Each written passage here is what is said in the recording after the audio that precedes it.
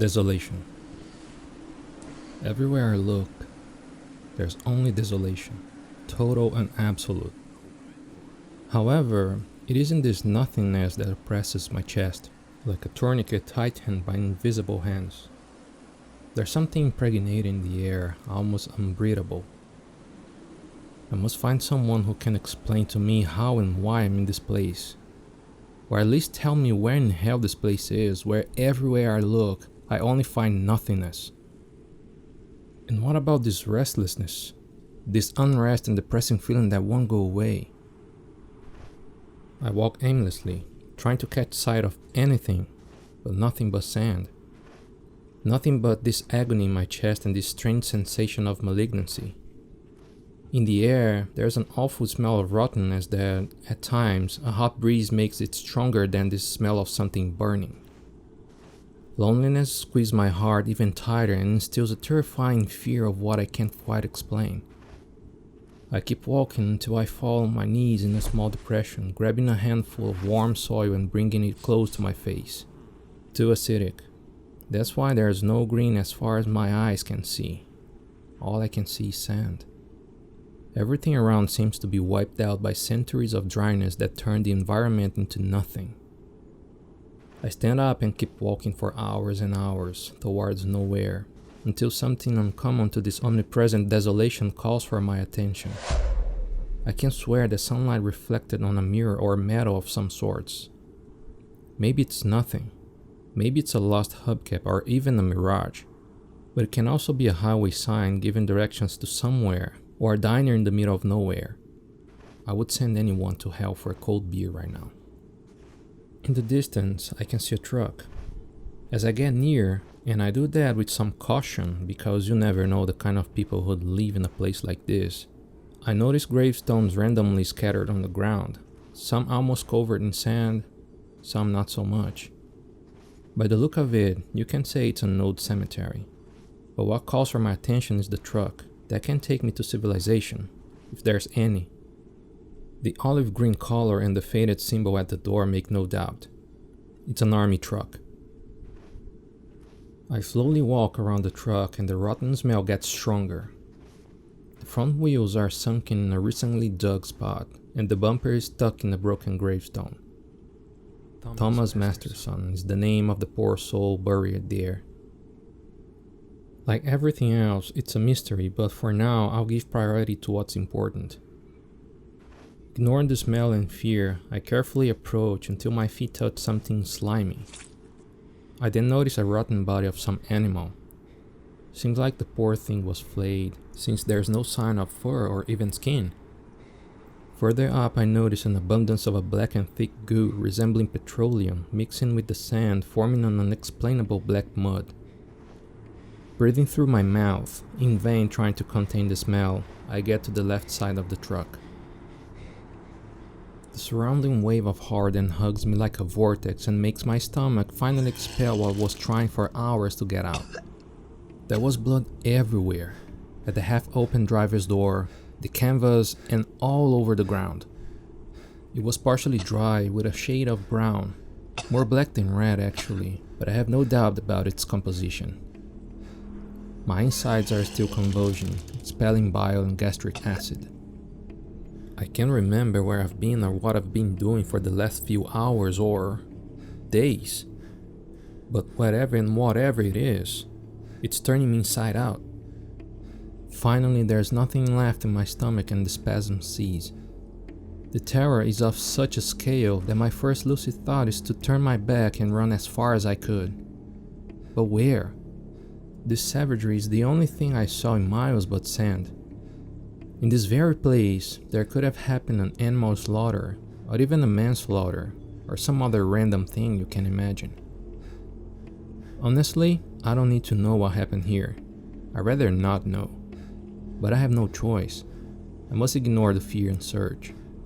Maybe there's someone still alive and in need of help. Maybe we can help each other, them with info, and me with my shoulders. I slowly proceed, trying not to step on blood. The tailgate is open and the tarp is covering only half of the cargo bed. That way I can see almost everything inside. There's blood there too, Some areas still red and clotted, but in a way or another, it's everywhere, and not a living soul. There's no way to hop in without getting blood on my hands, but I managed to control my disgust and do it, cleaning my hands on my dirty pants. Half the cargo bed is loaded with piles and piles of wooden boxes, about 5 feet by 2.5. One of them is not totally closed and I open it to check. First one is loaded with guns of different models. Pistols, rifles, machine guns, shotguns, even a mortar launcher. I know that because I've seen it before in an army event in my city not long ago. My city. Where is it? Where am I? I use one of the rifle's buttstock to break open another box. It's also loaded with guns. And the third, and fourth, and fifth. They're all identical. I recognize the guns, but I have no idea how to use them, and with no ammo, they're dead weight. Was this truck ambushed because of its cargo? But if that's true, where are the bodies? And why did they leave all those guns behind? Retching shakes my body again, but nothing comes out of my already sore stomach. Inside the cargo bed, the smell of blood gets almost unbearable, which makes my nausea even worse. When I was about to leave, I found a uniform, well maintained, almost brand new, wrapped in a plastic on a hanger. I don't know that much about it, but by the amount of pins and ribbons, this one was important. It's the only thing clear in all this mess. Seems like it fits me and it's way better than my disgusting clothes, but I wouldn't dare to wear it. I don't want to get caught and accused of having caused this mysterious atrocity. Under it, I can see a box that's different from the others. Inside of it, knives, machetes and bayonets. I grab a knife and hook it to my belt. I also one of the machetes because you never know. These are easy to get rid of, burying in the sand in case someone sees me walking around. There's nothing else useful here, so I jump out of the cab and my feet sink in the stinking black mud. Again, nausea punishes me. God damn it. With my filthy boots, it doesn't matter where I step on anymore. I remember using one of these since I was a teenager in my gothic age. I approach the driver's door and look through the window. There's a hand hanging by its fingers on the steering wheel. The arm was mangled a few inches from the wrist and you could see the bone sticking out of it, like a marker of sudden and extreme violence. But there's no body. Only blood everywhere. For God's sake, what in hell is happening here? With all this blood and now a mutilated hand, where are all the bodies? Fear grows inside of me, mixing with dreadful thoughts, and caution recommends me to back off before whoever did this comes back. Although the wind covered almost everything with sand, I found a few weird footprints, like if people were limping, and the dry blood marks going east. Then I decided to go west. There's no road, only a virgin and flat ground and mountains far away contrasting with the gray sky. I walk for another 2 hours or so, until twilight, dyeing the horizon line between the skies and the mountains to a living orange that opposes everything around. I should have opened the other boxes. Guns with no ammo are useless, especially to someone who doesn't know how to use them, but I could have found a flashlight. I was stupid, but now it was too late to go back. At the mountains I could find shelter, but they're so far and out of reach to my lack of mood that just thinking about it makes me even more tired. My feet are screaming for mercy, and although I'm not hungry because of my nausea, I believe, vomiting dehydrated me and now thirst threatens to kill me. Without any other choice, I keep walking west, honestly almost limping to, following the setting sun and begging it not to abandon me in this eerie land. When night arrives, my fear grows to the point that the sound of my pants rubbing sounds phantasmagoric. That sensation of being followed won't let me stop, and believe me, that's all my legs want for now. The fear of looking back and make sure there's nothing bizarre behind me forces me to look and walk straight forward. An adult succumbing to these feelings is unacceptable and almost a shame, but what can I do if they're stronger than me? Finally, I'm at the bottom of a hill, and as I start climbing it, my feet sink in a puddle. It's dark and I can't properly recognize it, but the smell that comes from it leaves me with no doubt. This dreadful sensation returns, bringing with it a tourniquet to torture my heart, and I hold my machete so tight that my fingers hurt. Even exhausted, my fear is stronger, so I keep climbing the hill while my legs keep crying for rest. I suddenly hear weird noises behind me, and at this time I'm sure they're not my pants rubbing. I get goosebumps like I were a hound. An electric pulse runs from my coccyx to my brain, and a thin layer of cold sweat overlaps the already running sweat and filth of my skin. The stench increases and brings back nausea. Among the different noises, I can recognize groaning and limp walking. I didn't stay to check and speed up to the hilltop. As I push to my limits, I notice through the darkness that the landscape gradually changes from what was a desert to something like charred remains of a cornfield. The steps I hear seem not to be in a hurry, and the groanings fade behind me as I desperately try to keep running. As I get to the top, I walk into the field. Always trying to walk a straight line, sometimes I get lost in my calculations, but I keep walking indefinitely until I reach an open area that clearly limits the crops. Then I froze. The scene I'm seeing makes me feel like I'm in a horror story. A small village extends downhill, and the fire in almost all the houses forces its inhabitants to run through the streets. The angry fire that seems alive projects itself to the dark sky like a gigantic torch that allows me to clearly see this dantesque scene. I can't be certain this far, but there's something wrong with the way those people move. Some of them run aimlessly while are slowly followed by other people who are bigger in numbers. When surrounded, they fall to the ground while the slow ones fall on top of them as if in a coward lynching. Despite the distance, my privileged position allowed me to notice that this was happening all over the place. I don't know exactly what this is, but there's something really wrong in this no man's land. I start to hear the damned moans again dangerously close, right behind me. As I turn back, I feel my blood freeze in my veins and a new chill runs through my spine. They sprout through the crops like earthworms sprout from the soil and stumble in my direction, tattered and covered in blood. The smell is unbearable and the scene is unspeakable, same as the fear that now paralyzes me. My heart races and the pulse through my spine is now continuous, like a dynamo. My eyes wide open register dozens of undead emerging from the dark field. The idea of losing grip of the machete makes me hold it even tighter. I then remember that in the movies they say you have to cut their heads off, or at least destroy their brains to kill them, but I won't let them get this close. With sudden anger over my own stupidity, I try to tell my subconsciousness that horror movies and everything about them are just fiction. What I need indeed is to wake up from this nightmare. Yes, this can only be a nightmare. But I feel my brain asking me, as if joking, and what are those thinking things in front of you? Magnificent is our mind, capable of creating disconnected dialogues in a fraction of a second, only to avoid horrors that could freeze it. I try to move, but my feet feel buried to the ground and my heart races faster, taking my terror to an unthinkable place. The first of them gets closer, and at a low light, I see its opaque, lifeless eyes. It raises its bloody arms trying to reach my neck, and by instinct I reacted, chopping off both of its arms in a single hit. The sharp blade makes a characteristic noise when cutting bones and flesh, and undoubtedly it has the texture of butter. But the thing won't stop and stretch its mouth and yellow teeth. A second strike chops its head off, and it falls rolling through the ground. The body stays still for a fraction of a second and then falls like a puppet.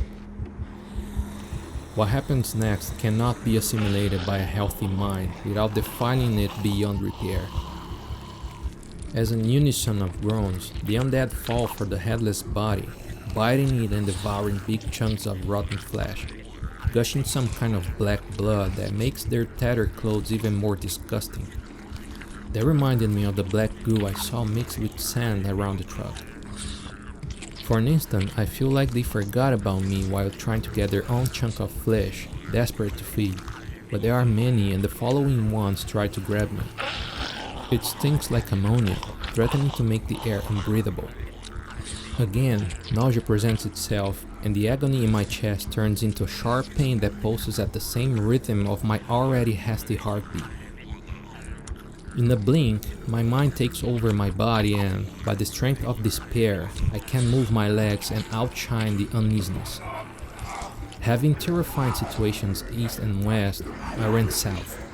More undead are rising through the sultry cornfield, forcing me to run in zigzag to dodge them. With my eyes fully adapted to the darkness, it isn't hard to identify and anticipate their grotesque slowness. When one is too close, I use my machete to get rid of the problem, or at least delay it. Strangely, I feel excited. As I run, dread is slowly replaced by an insane pleasure of chopping off butter-like heads and limbs. The sound the blade makes is like throwing a rock in a puddle, and that makes me feel good. My only concerns are don't fall and don't lose your machete. The other knife sheath touches my thigh as I run, and I feel a little safer. I don't bother dodging these hellish creatures anymore.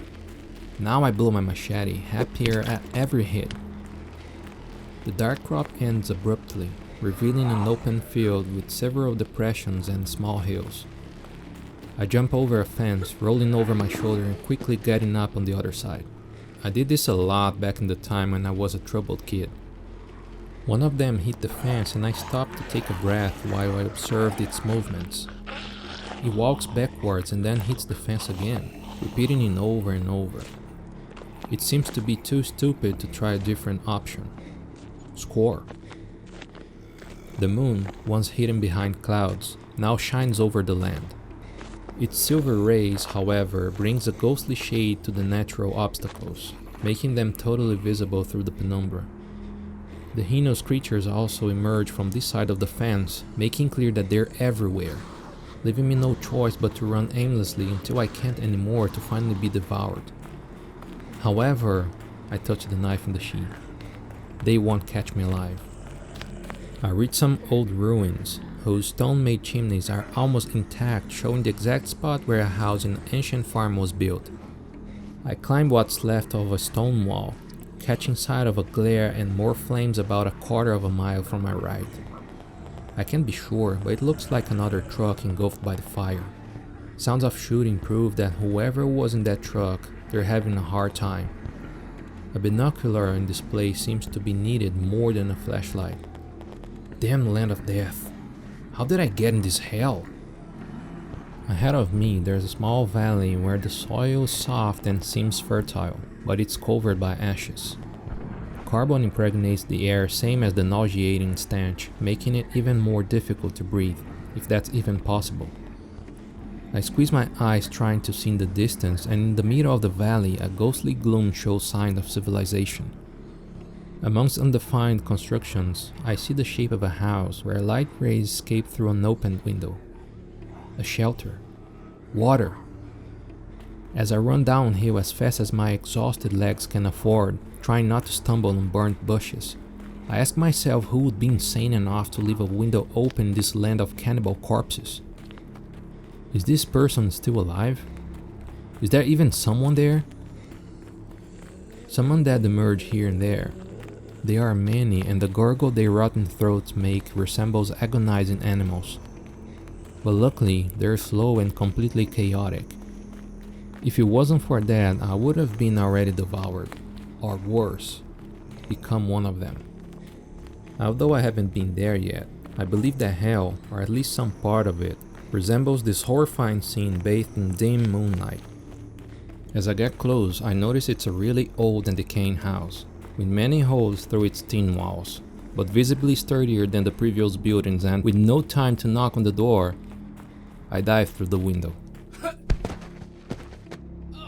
Same as I did over the fence, as I touch the dirt floor, I roll over my shoulder and quickly get up, prepared just in case there's any undead inside this shack. But what I see instead is a few scared people, cornered at the other side, expression of terror across their dirty faces that seems to have gotten worse after my abrupt entry. Without time to reason, a tall and strong man walks towards me with heavy footsteps, and as he raises his sight getting ready to strike me, he mumbles something like sending me back to the hell where I came from. I yell that I'm not one of them, and he stops, backing off, but still alert, staring at me from toe to forehead with an uncomfortable suspicion. At a truce, I quickly peek around. The building is large, but there's only one big room.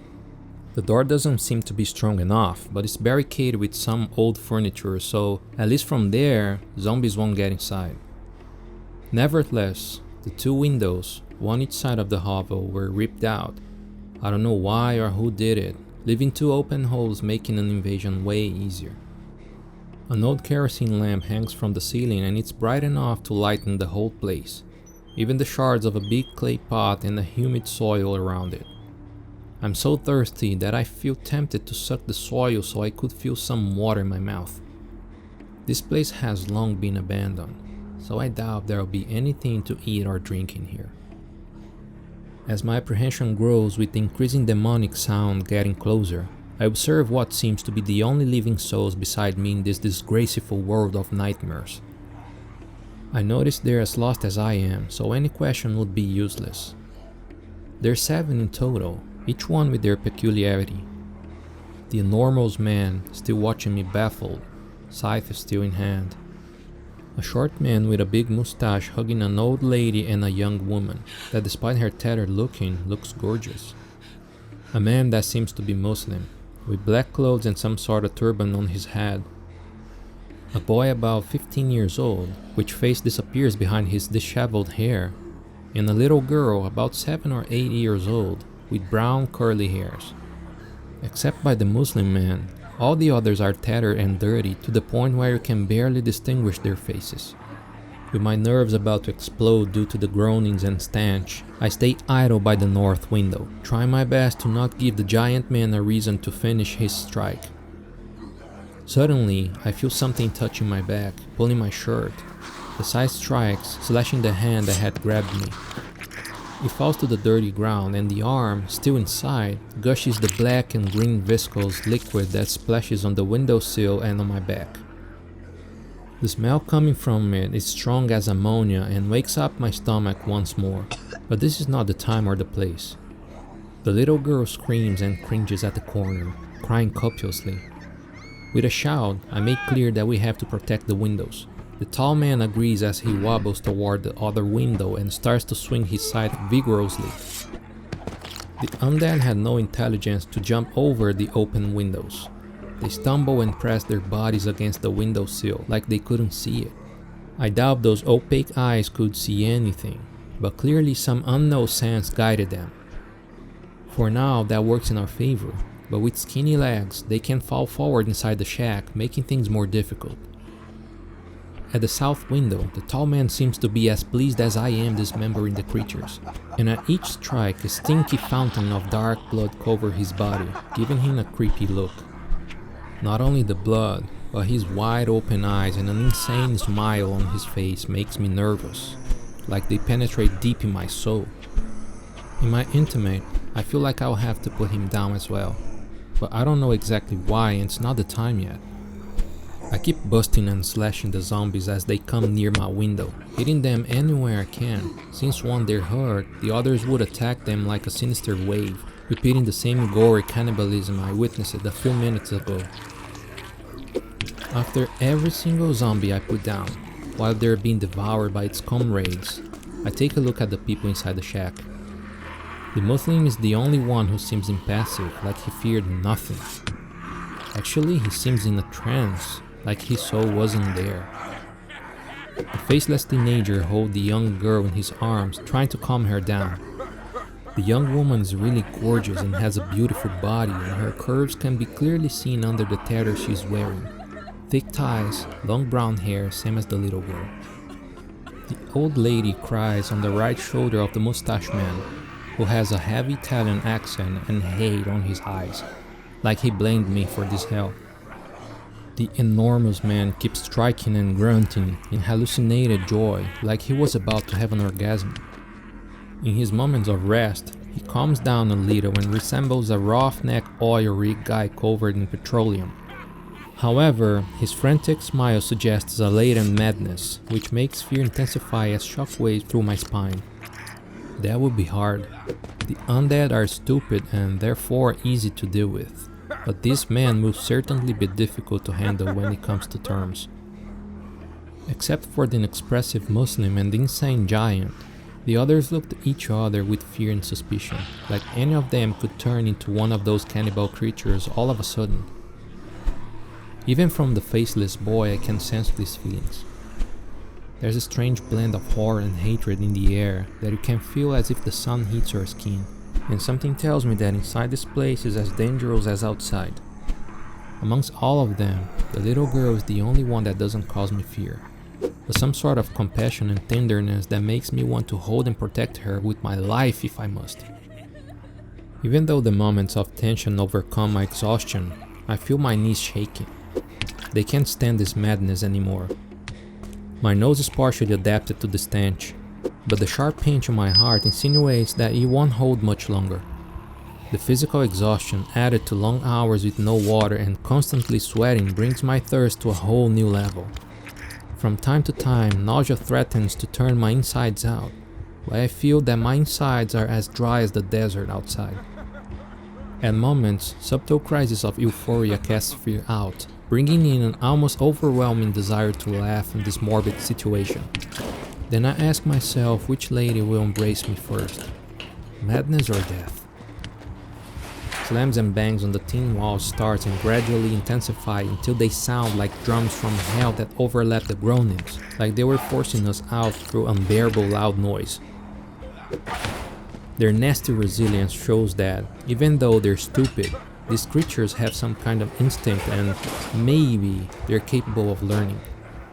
This idea dives deep in my mind and adds to my despair, skyrocketing my terror. The little girl and the young woman start to cry again, but I can't hear them in this hellish concert. As I notice the horror rising on their faces, she points toward the south window, where the giant man fights with the undead, who grabbed the other side of the scythe and now disputes its domain with the man. I want to help him, but I can't leave my post. I yell at both men to help him, but one is still in a trance and the other one is paralyzed in fear. My anger gets to a point where I think about throwing both of them as an offering to the living dead, but I reduce it all into nameless conjuring and I only hold myself back because of the little girl's crying. I realize that my screams scared her more than the demons outside. Insanity in the giant's man's eyes turns into desperation when his arms are grabbed by countless filthy and bloody and twitching hands. The faceless boy leaves the girl and runs across the room to help the giant, but although he reaches in time to grab his legs, he isn't strong enough to pull him back. Despite the deafening bangs at the walls, I can hear the screams of that man being devoured alive. Again, chills run through my spine at boat speed and goosebumps on my neck. And if the movies are right, if there's anything left of him, he'll be back from the dead and will become another monstrosity attacking us. Screams cease. Somehow, the boy managed to recover the scythe and bravely replace the giant's post, defending the south position. I know it can't hold much longer. However, there's a spark of hope that someone will come to our rescue. I don't know what this damn place is, but if I saw army trucks, certainly there's a resistance and they're fighting these man-eater demons. The mustache man and the old lady, that seems to be the young woman's parents, find themselves so deep in terror, clinging to each other, that they don't realize that one of the tin sheets behind them are being forced inside. I yell at them, but they can't hear me. A second later, my eyes are attracted to a demon that, different to the others, tried to jump over the window. I swung my machete twice and almost chopped off the giant's undead's leg, which hangs only by its tendons and some skin. But that's not enough, and when I see its gigantic torso reach my side, I'm taken by a new and excruciating wave of terror, followed by the retching when I see its belly ripped open and its guts being dragged throughout the dirty floor, leaving a crimson trail behind it. My body shaking by spasms as I put my hand over my stomach trying to vomit, but once more, nothing. When I look up, the giant is one step from me, poorly balancing on his one good leg. totally white eyes don't ease the expression of hatred on his bloody veil. It's quite the opposite. It magnifies the fear I already had of him. Its right hand grabs me by my neck and lifts me from the ground like I was a weightless puppet. I'm frozen, only waiting to hear my backbones cracking, and for the first time, the machete slips from my grip. I see the boy hitting the creature's back, but it's all worthless. I try to tell him to aim for the head, but I can't talk. When my end's around the corner, I remember my knife. As I try to move my arms to grab it from its sheath, I feel the giant's hand squeeze even tighter. For a moment, I can picture my head hanging on tendons, while I blindly drag myself, desperate for human flesh. Blindly, I have to use both my hands to unbutton the sheath, and in the process I almost let it fall too, but luckily I grab it in time and bury into the left eye of my executioner. With another bestial snarl, the giant finally let go of my neck and I fall on the ground. As I desperately suck air into my lungs, I see it madly trying to remove the knife from its eye, so I take advantage and pull its soon-to-be amputated leg, and it falls on its 4, now 3. Then I see a scythe striking the beast's neck. Once, twice, 3 times. Finally, the huge head falls to the ground and rolls away with my knife buried deep on it. From its neck, a fountain of blood spills over the black dirt floor, making it even more slippery. Over the slams, I can hear a sarcastic laugh from the boy. I can only imagine the smile under all that hair, and I conclude that killing really instills pleasure on us and makes us exceed the limits of the so debated yet little understood human nature. As I stand panting, the boy's already at his post, tirelessly working his scythe.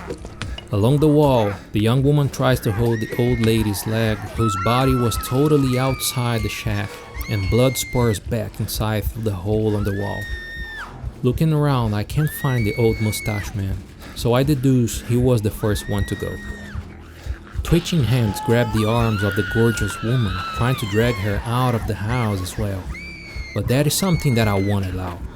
I run to grab her by her waist, using all the strength I have left to pull her back. At the hands of those monstrosities, the only thing left is the tether she was using as a dress. I push my back against the open section of the wall, avoiding the skinless hands and sealing the breach. Then I use the back of my machete to hit the nails that hold that sheet to a wooden column.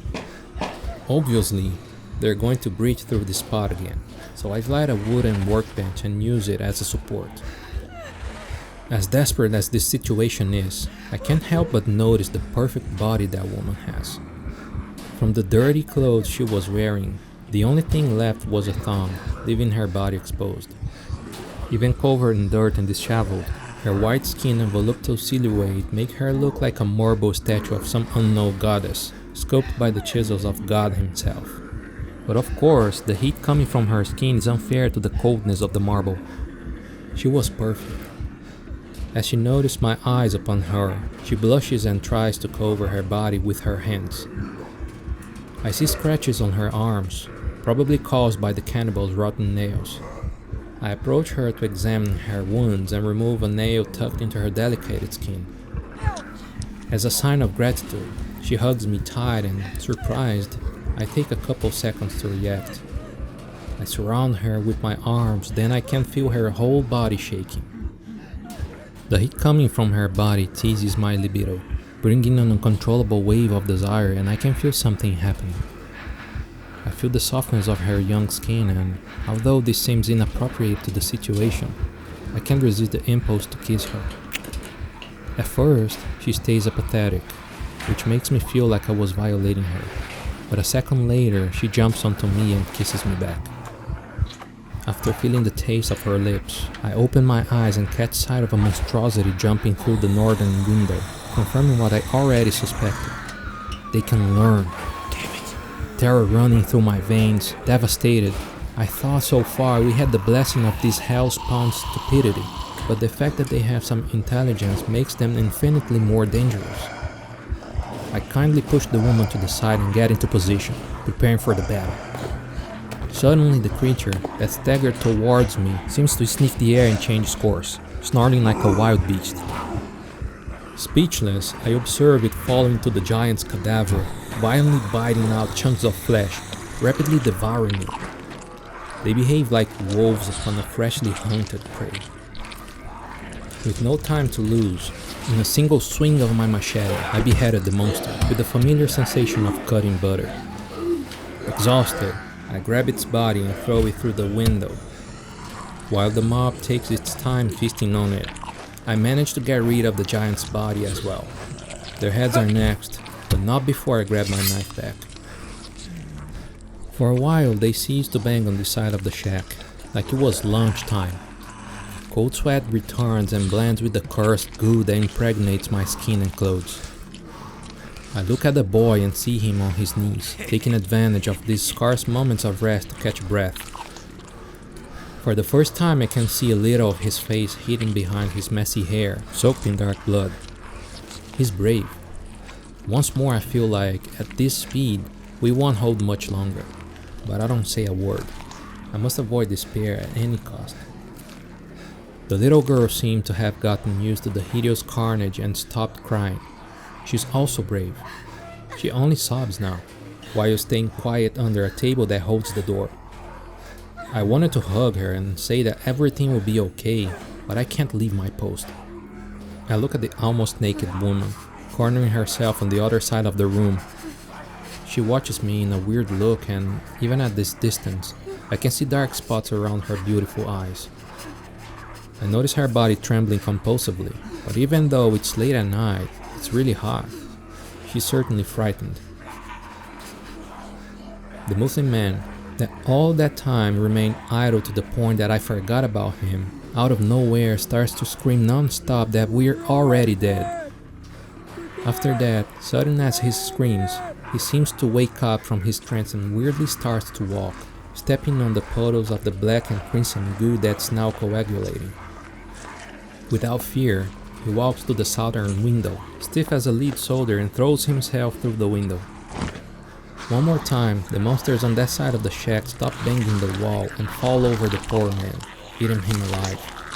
But as hard as I try, I can't hear a single scream.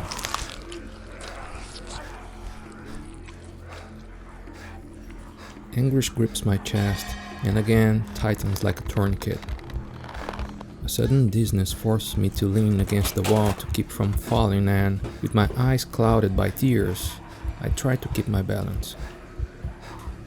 Inwardly, I wish that strange pleasure of killing would come back and take place, even partially, instead of this growing state of terror that threatens to decimate my faculties. It's a miracle I'm still on my feet. The exhaustion is extreme and my heart is constantly pounding. My youth has been gone for some time now, and I'm aware that my pumping machine isn't that great anymore. The urge to throw up comes back from time to time, forcing my insides to squirm, trying to expel something that isn't there. The machete slips from my fingers, causing an uproar of horror, quoting the dismal and dreadful prediction of the unfortunate Muslim. We're all dead already. The sharp pain in my chest increases, and a new and stronger attack of dizziness makes me lose the rest of my balance. My legs wobble and my knees buckle. As I slide to the floor, my back against the metallic wall, my clouded eyes catch the young woman walking towards the faceless boy, presumably to help him with the task of guarding the window. There's something wrong with the way she walks, but it doesn't matter. Even blurry, the image of her pale body resembles an angel amidst the hell of sounds and visual horrors. I roll onto my left side just in time to avoid a gush of yellowish stomach goo hitting my lap. It's impressive that there's still some liquid in my insides, having gone so long without drinking. I land my right hand on the machete and feel the cold of the bloodied blade. To where I'm going, I won't need it anymore. I think contemptuously that dying of fear is a disgrace for any man, but I'd rather have a heart attack than be eaten alive by those monsters from hell. My stomach calms down, but with my tearful eyes, my vision looks like a soapy window. Amidst the hellish noise of the mob outside, I hear the screams of my young ally, probably rejoicing as he cuts down the hideous undead. The little girl's voice also reaches my eardrums. If my adult eyes are watering, why wouldn't she, just a child, start crying again? In the background, far away, I seem to hear angry screams of humans and muffled noise of explosions. It's probably my dull mind playing tricks on me, but at this point any glimmer of hope is acceptable. The tourniquet on my chest loosens a little and the blurry vision allows a glimpse of the naked young woman walking towards me, like an angel who came to rapture me and take me to paradise. There's strangeness in the rough way she pulls my legs, but it doesn't matter. There are people who enjoy a certain level of roughness during, you know what. I feel the back of my neck hit the floor as I open my arms to welcome her nakedness. If she wants to make love before we go to the other side of hell, fine with me. Screw the rest. When I feel her weight on my stomach, I wrap my arms around her bare back, the skin of which is cold but deliciously soft. Oblivious to the presence of the child a few feet away, I let myself be carried away by the lustful madness and slid my right hand into the woman's breast, firm and slippery. The texture leaves no room for doubt and immediately pulls me out of my torpor. Blood. I open my eyes quickly and, albeit not very clearly, look into the woman's just about 2 feet away. The greenish brown had given way to a dreadful opaque white, and the pale skin tone had been replaced by the disgusting red of blood. With the shock, the mist that clouded my mind dissipates completely as I wipe the tears with the back of my filthy hand. Her mouth, gaping wide beyond the limits of the jaw, shows horribly bloody teeth. There is no time to dodge as these teeth swoop down for my jugular, only to land the right jab in the gaping maw. I feel the pain of phalanges breaking and skin tearing, but my effort only slows it down by a few tenths of a second. The creature, previously so beautiful, starts to grow in an animalistic way and prepares for another bite when it gets hit in the head. Surprised, I see the little girl crying beside her, holding the site's bloody handle. Under a scarlet waterfall, I look with disgust at its right ear and part of its brown hair hanging over my chest. Are there no limits to the horrors that befall one another in this accursed night? I take advantage of the zombie nymph's bewilderment to push her aside and relieve myself of the weight of her body. Grabbing the ground, I find the machete, but my broken fingers can't hold it. My left hand has never been that good, but this time it has no choice. Wasting no time, I reach and draw the weapon. The force I make to swing it makes up for my left-handed inaccuracy, but it takes 3 swings of the blade to get the desired result. The first one, from my uncomfortable position, penetrates deep between the young woman's breast and only slows her down, giving me time to get up and strike twice in the neck. The violence only ceases when the head lies attached to the trunk only by a thin strip of skin and disgusting hairlocks. Allowing myself the luxury of taking a second to catch my breath, I realize that the banging on the walls has almost completely stopped and the explosions and gunshots are getting closer. Tears stream down the little girl's grimy face and she clutches at my legs with a force totally out of proportion to her size. I stroke her curly hair with my broken fingers and then kneel down, returning her hug, trying to calm her down. Unable to utter a single word, she moves away a little and points to the boy lying next to the south window. Understanding her concern, I get up and walk slowly towards the mangled corpse, whose scalp has been ripped off and the boy's face is fully exposed for the first time. The cervical spine was ripped out and the flesh has been violently torn away by the zombie nymph's teeth. Poor kid. With 2 blows I cut off his head, freeing him from the macabre rebirth. That's what I would want from him if it were the other way around, because I believe that this funereal second chance is 1,000 times worse than death itself. The shack's floor shakes and the deafening noise of an explosion makes my ears hurt. The walls creak when the structure is shaken and the lamp shatters as it falls from the ceiling, going out and plunging everything into desperating darkness. Outside, the birds are broken by a harsh, vigorous voice, barking orders to shoot in the heads. A glimpse through the window frame shows the most terrifying scene these old eyes have ever recorded in this, and I believe other lifetimes. This place must be right in the center of hell. The pale light of the moon creates the unnerving gloom that is torn apart now and then by the flashes of explosions and flamethrowers. Flashes of light reveal a chaotic battle between humans and undeads, and in the midst of the huge bloody wave, it is impossible to distinguish who's winning. Dizziness returns like a lightning and I drop to my knees. Again, the tourniquet in the chest and the damned urge to vomit. I drag myself across the filthy floor, crawling over the boy's corpse. Damn heart. About to give up, I feel the little hands on my arms, trying to drag me through the darkness. The little girl. I can't let her down. I draw my last drop of energy and make her job easier, crawling under the table, which is apparently her safe place in this lugubrious den, if such thing can exist amid this hellish chaos. After helping me to sit, she snuggles into my arms and I embrace her tenderly. I try to say that everything will be fine, but my voice won't come out, preventing me from telling the last lie of my life. Alarmed, I remember not having the machete anymore. Bad luck. Under these conditions, I won't even be able to handle it. My heart can't take any effort anymore. Then I feel the knives held to my waist and give a wan smile for no one to see in the darkness. They won't catch us. Not alive. The ground shudders once more and part of the southern wall is shattered inward by fireball. Out there, paradoxically far from my mind and close to reality, the groans, shots, screams and explosions overlap in a gruesome symphony conducted by the devil himself. I hold the little girl closer to my chest until I feel a sharp pain in my broken fingers and my precarious conscience begins to slip away. I place my left hand on the knife. Someone far away shouts to a sergeant that there are 2 survivors.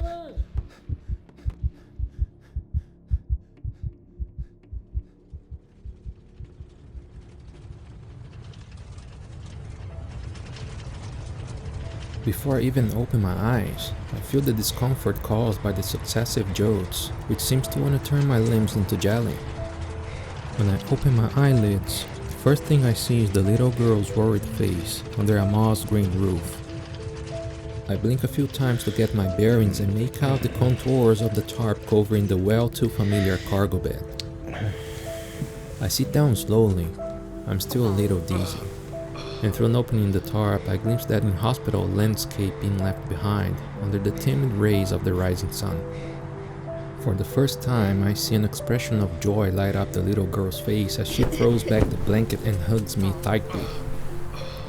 I put my arms around her tenderly, being careful not to yank the IV line attached to my left wrist, and I feel bandages on my right hand.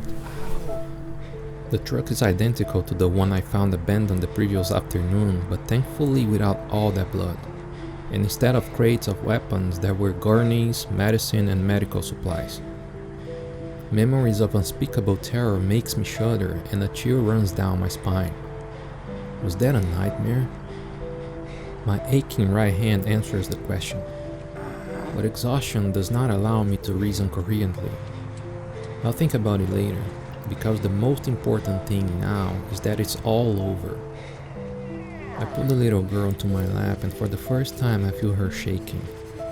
I cover her again with the blanket, look at her and smile, showing confidence and saying that everything is fine. Nevertheless, grief pierces my chest like an arrow as I take in her cold, extremely pale skin beneath the dirt and the tragic purple shade around her sad little brown eyes. I notice her scratching the right side of her neck under the thick curly hair. The gesture would go unnoticed if it weren't so persistent. As I look closely, I notice a dark spot extending from the back of her neck, where there are 2 small, parallel, highly infected scratches. No.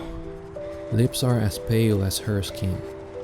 The sadness in her eyes makes it clear that, although so innocent, she already understands what is happening. The anguish that follows my understanding of the appalling facts is truly unspeakable. Again, I hug her trembling body and lay her head on my chest, burying my face into her hair to prevent her from seeing my tears. This time, the tears that flow profusely are not due to the discomfort that still plagues me, but to something terrifyingly worse. There's nothing to say, to think, or to do. The chills intensify through my body, overcoming the bumps of the tires over the unevenness of the desert, and unconsciously I huddle myself, sharing the girl's blanket. My right fingers itch more than they hurt, but they're sore under the bandage, forcing me to rip it off. Fractured bones cause unsightly swelling, but they're not responsible for this blackened color and infected appearance. A small speaker on the side of the truck clicks on, and after the static crackles, I hear a male voice asking if everything's okay. I deduce that the voice is coming from the passenger seat, but I don't answer. There's nothing to say.